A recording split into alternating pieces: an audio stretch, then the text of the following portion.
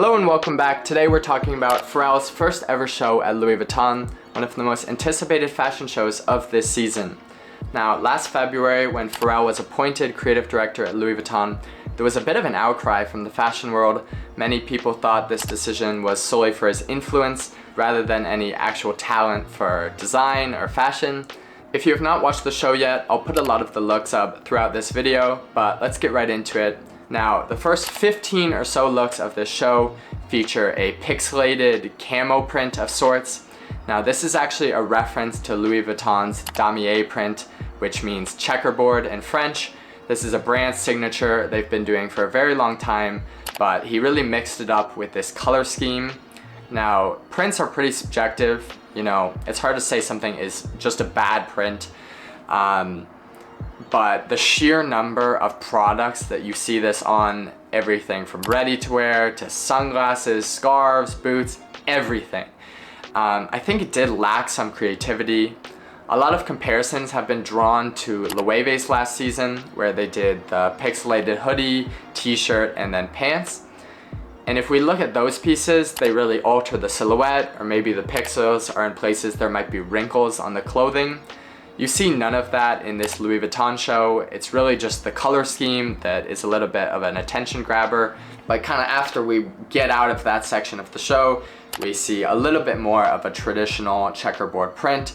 And if I was to put up a big color wheel on the screen, and I want you all to close your eyes, and then just point to any part of your screen. Now, no matter where your finger landed, they likely used this color for the checkerboard print design. I really think this section could have used some refinement.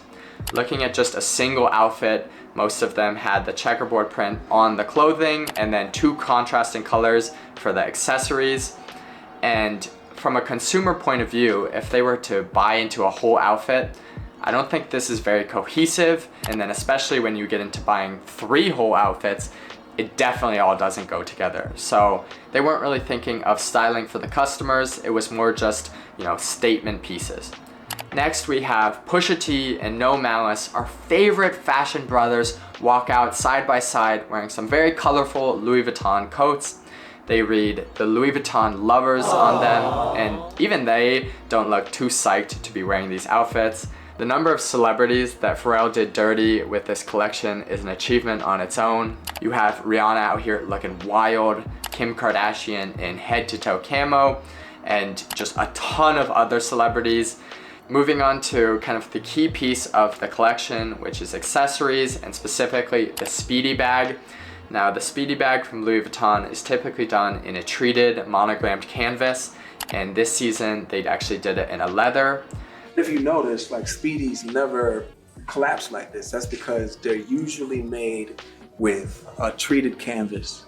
But this is a super duper duper soft leather, as you can see, like you can pinch it. You're gonna have to pay for it too though.